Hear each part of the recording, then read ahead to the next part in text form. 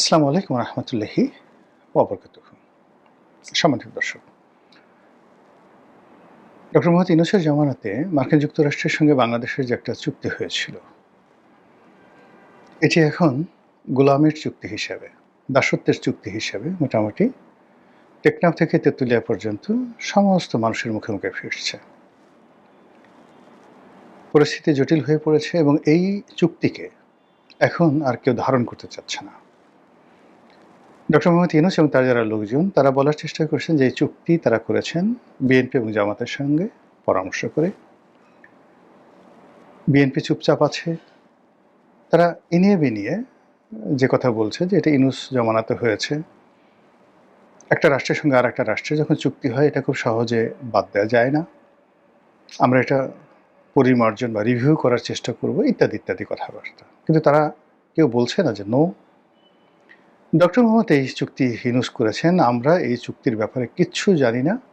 এটা আমাদের উপর একটা বোঝা হিসেবে আসছে, যেভাবে শেখ হাসিনার জমানাতে যে অন্যায় অপরাধ, যে ঋণ, যে অনিয়ম, দুর্নীতি, ফোকলাকর অর্থনীতি যেগুলো উত্তরাধিকার সূত্রে পেয়েছি, একইভাবে এই চুক্তিটিও আমরা উত্তরাধিকার সূত্রে পেয়েছি। এই কথা বিএনপি বলতে পারছে না বুকে থাপ্পড় দিয়ে।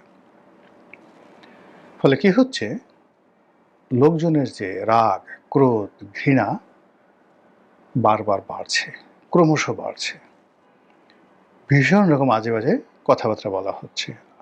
এখন বিএনপির ভিতরে অনেক লোক আকার ইঙ্গিতে এই কথাগুলো বলছে। যেমন বিএনপির একজন নামকরা সংসদ সদস্য, তিনি আসলে ডক্টর মোহাম্মদ ইউনূসকে ইন্ডিকেট করে বলেছেন যে মীর জাফরের সঙ্গে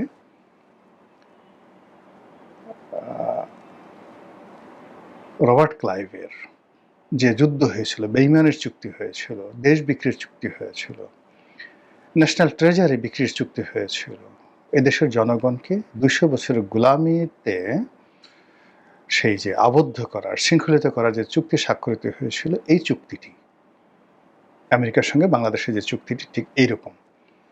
এখন তিনি প্রকাশ্যে আসলে ডক্টর মোহাম্মদ ইউনূসকে দায়ী করেছেন, কিন্তু মানুষ তো জানে যে doctor Mohammad Yunus at the last stage he was just a puppet. তিনি যা কিছু করেছেন বিএনপির কথায়, জামাতের কথায়, আমেরিকার কথায় করেছেন। আলটিমেটলি এইভাবে আলোচনা হচ্ছে। এর প্রেক্ষিতে যেটা হয়, জামাত এর দায় এড়াতে চাচ্ছে।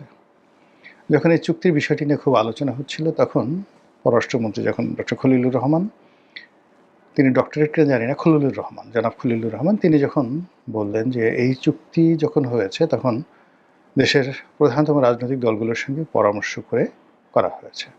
যারা নিন্দুক তারা বলেছেন যে যখন এই চুক্তি হয়েছে, যে হোটেলে হয়েছে, সেখানে অমুক অমুক বসা ছিল, অমুক অমুক বসা ছিল, তাদের সামনে চুক্তি হয়েছে। আল্লাহ মাফ করুক, জামাতের আমির বয়স্ক মানুষ, তো এমনি রোগশোক আছে শরীরে। তিনি বলছেন যে, প্রথমে বলছেন যে এই চুক্তি সম্পর্কে আমরা কিছুই জানি না। এখন লোকজন বলার চেষ্টা করছে কে বলেছে সত্য, জামাতের আমির সত্য নাকি ডক্টর খলিলুর রহমান। এটা আসলে জামাতের আমিরের জন্য ভীষণ রকম একটা অপমান। তিনি সত্য বলেছেন না মিথ্যা বলেছেন, এটা নিয়ে যখন খলিলুর রহমান সাহেবের সঙ্গে তুলনা করা হয়, অন্য কারোর সঙ্গে তুলনা করা, ইট মিনস তিনি যে সত্য বলেন না বা তিনি যে মিথ্যা বলতে পারেন, এই ব্যাপারে মানুষের বিশ্বাসটা 50-50।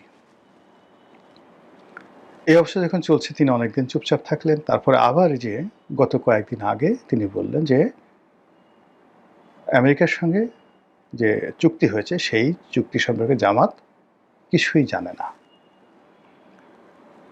এখন এখানে যে সমস্যাগুলো দেখা দেবে আগামীতে এই চুক্তি নিয়ে, প্রথম সমস্যা দেখা দেবে যে এই চুক্তির কারণে আমাদের যে জনগণের রোষ, এটা বাড়তে থাকবে। এই চুক্তিতে কি হলো, লাভ হলো, কতটা লস হলো, ডাজ নট ম্যাটার। প্রথম হলো এটা একটা গোলামির চুক্তি, আমেরিকার সাথে হয়েছে, বিএনপি করেছে, জামাত করেছে, ইউনূস করেছে, সব খারাপ। এই হলো আমাদের দেশের একটা নর্মাল, যাকে বলা হয় মানুষের অস্থিরতা, এবং মানুষ এরকমই। এখানে মানুষ হজরত ঘোড়া শাহের মাজার জিয়ারত করে, এটা নিয়ে দেলোয়ার হোসেন সাইদের একটা বিখ্যাত গল্প আছে। যা হোক, তো ঘোড়াও নাই, শাও নেই, সে ঘোড়া শাহ সে ঘোড়াসার মাজার তারা জিয়ারত করে। এখানে ন্যাংটা পীরের মাজারকে নিয়ে মার্ডার হয়ে যায়, খুনাখুনি হয়ে যায়, পীর ন্যাংটা পীর এরকম। তো যাই হোক, এই বাংলাদেশে মানে যে কোনো সত্যর চাইতে, সত্য কথার চাইতে গুজব বেশি শক্তিশালী। এখানে বাস্তবতার চাইতে কল্পনা বেশি কাজ করে। এদেশের আপনি কাউকে কোনো কিছু দিলেন, প্র্যাকটিক্যালি এক প্লেট খাবার দিলেন, ওটা তাকে যতটা না খুশি করবে তার চেয়ে যদি তাকে একটা ফু দেন, হাতে একটা তাবিজ পরাই দেন, তারপরে হাত তুলে দোয়া করেন তুমি জান্নাতে যাবা, সেই লোক সে আপনার জন্য তার একটা কিডনি দিয়ে দিতে পারবে, অথচ সে কিন্তু 2 দিনে না খাওয়া, তার জন্য খাবার দরকার। কিন্তু যখন আপনি এরকম একটা অভুক্ত মানুষকে আপনি ধরে এনে একটা ফু দিলেন, জড়িয়ে ধরলেন, হাতে একটা তাবিজ পরাই দিলেন নিজের হাতে, তারপরে জোরে জোরে বলেন যে আল্লাহ তাকে তুমি বেহেশতে দান করো, বেহেশতে তাকে 70টা হুর দিও আর বড় একটা মাকাম দিও, তালুক দিও, সেই লোক আপনাকে মুর্শিদ মানবে, পীর মানবে এবং দরকার হলে চুরি করবে, ডাকাতি করে এনেও আপনার বাইতুল মালে টাকা জমা দেবে। এই হলো আমাদের দেশের মানুষের ইলিউশন। তো সেই ইলিউশনের যে জায়গাটি, কল্পনার যে জায়গাটি, সেটিতে এখন মার্কিন যুক্তরাষ্ট্রের সাথে একটা গোলামি চুক্তি হয়েছে। এটা নিয়ে চায়ের দোকান থেকে শুরু করে সব মানুষ, মানে যে সকল কথাবার্তা, এখন থেকে সরাসরি শুয়ারের মাংস আসবে, সবাইকে খাবারের মধ্যে শুয়ারের মাংস ঢুকে পড়বে, এইরকম গুজব একটার পর একটা গুজব চায়ের দোকানে ছড়িয়ে পড়ছে। বলবো যে এই আমেরিকা এত খারাপ, সে তোমার এই চায়ের মধ্যে ঢুকাই দিচ্ছে, চিনির মধ্যে ঢুকাই দিচ্ছে, দুধের মধ্যে এই হারাম জিনিস ঢুকিয়ে দিচ্ছে, এবং এটার কারণে আপনি একটা যুদ্ধ হয়েছে আমাদের দেশে, সিপাহী বিদ্রোহ 1857 সনে। কি ইংল্যান্ড একটা নতুন যাকে বলে রাইফেল আবিষ্কার করেছে। সেই রাইফেলের যে কার্টুজ মানে গুলি, সেই গুলি ভরার আগে ওটা মুখে কামড় দিয়ে ওই গুলিটার খোসাটা ছাড়াতে হতো। কে বা কারা গুজব ছড়িয়ে দিল যে এটার মধ্যে শুয়োর এবং গরুর চর্বি দেওয়া আছে, এটা মুখে দিলে মুসলমানদের ঈমান নষ্ট হবে এবং হিন্দুদেরও জাত যাবে। আর যাই কোথায়, ব্রিটিশ আর্মিতে যে সকল হিন্দু এবং মুসলমান সৈন্যবাহিনী ছিল তারা বিদ্রোহ করে বসলো। সে কি বিদ্রোহ! সেই বিদ্রোহ যদি আপনি পড়তে চান তাহলে খুশবন্ত সিংয়ের যে দিল্লি উপন্যাস, সেই উপন্যাসটা আপনি পড়লে বুঝতে পারবেন যে কত বীভৎস ছিল সেই বিদ্রোহ। তো এই হলো আমাদের দেশের, মানে পুরো সাবকন্টিনেন্টের মানুষ গুজবের পিছনে কিভাবে ঘুরে, এবং সেই গুজবটা শুরু হয়ে গেছে এখন মার্কিন যুক্তরাষ্ট্রের সঙ্গে আমাদের যে চুক্তি, সেই চুক্তিকে কেন্দ্র করে। এই চুক্তি নিয়ে এখন কোনো রকম না, এই চুক্তি ধারণ করে বিএনপি এগোতে পারবে না, আর এই চুক্তি ধারণ না করে বিএনপি ক্ষমতায় থাকতে পারবে না। এই চুক্তি নিয়েও বিএনপি জনগণের রোষানলে পড়বে, আর এই চুক্তি বাদ দিলে আমেরিকার রোষানলে পড়বে। আর অন্যদিকে জামাত is going to lost everything. এটা হলো বিএনপির, জামাতও সব কিছু হারাতে যাচ্ছে। কি জন্য হারাতে যাচ্ছে? জামাত যদি সত্যিকার অর্থে এই চুক্তি সম্পর্কে কোনো কিছু না জানে, তাহলে এই যে এখন সে যে দায় নিচ্ছে না বা চুক্তির ব্যাপারে অ্যাভয়েড করছে, এটা আমেরিকা রোষানলে তারা পড়বে, এবং তাদের এই যে কানেক্টিভিটি অ্যান্ড চ্যানেল যা কিছু আছে আমেরিকার সঙ্গে, সব কিছু বন্ধ হয়ে যাবে। এটা গেল এক। 2 নম্বর হলো যে যদি এই চুক্তির সঙ্গে জামাতের সম্পৃক্ততা থাকে, তাহলে এই যে তাদের এই আনপ্রেডিক্টেবল কথাবার্তার জন্য যদি খলিলুর রহমান সাহেব মুখ খুলেন, সেটা এক ধরনের বিপদ ডেকে নিয়ে আসবে। যদি বিএনপি মুখ খুলে, আর এক ধরনের বিপদ ডেকে নিয়ে আসবে। যদি আমেরিকা যে কাজটা করে, সিআইএ এবং পেন্টাগন, তারা সময় মতো ডকুমেন্টগুলো ফাঁস করে দেয়, সেই যে দেখেন উইকিলিজ বলেন বা অন্য যে সকল ফুটেজ বলেন, সাম্প্রতিক সময় আপনি দেখেন কাতার না, সাম্প্রতিক সময় যেটা এলো সংযুক্ত আরব আমিরাত, দুবাই এবং সৌদি আরব একটু এদিক ওদিক করছে ইরানের এই বিষয়গুলো নিয়ে। এই জন্য এই দুটো রাষ্ট্রকে পুরো রীতিমতো ব্যর্থ রাষ্ট্র প্রমাণ করার জন্য আমেরিকা তাদের যে ডকুমেন্ট, সেগুলো তারা পত্রগুলো তারা ছেড়ে দিয়েছে ইন্টারনেটে। সেখানে দেখা যাচ্ছে যে এই যে ইরানের উপর যে বিমান হামলা হয়েছে, সেই বিমান হামলায় সৌদি আরব অংশগ্রহণ করেছে এবং সেই বিমান হামলায় দুবাই অংশগ্রহণ করেছে। ফলে এটা নিয়ে পুরো মধ্যপ্রাচ্যের যে মানচিত্র পাল্টে যাওয়ার সম্ভাবনা তৈরি হয়েছে। ওখানে যে যুদ্ধ চলছে, ওখানে যে কূটনীতি চলছে, যা কিছু চলছে সব কিছু। তো আমেরিকা হয় কি, যখন কোনো একটা জায়গা ছেড়ে আসে, এটা অনেকটা আমাদের সেই গ্রামের কিছু মানুষের মতো, যে আমরা তো খেতে পারবো না, তোকেও খেতে দেবো না। এক ডেকচি সেই পোলাও কোরমার মধ্যে দেখা গেল একেবারে নিজে কাপড় উঠিয়ে হেগে দিয়ে আসবে। আমেরিকা ঠিক এরকম একটা জাতি। সে নিজে যেটা পারবে না, সে সবাইকে পচিয়ে দেবে, শেষ করে দেবে।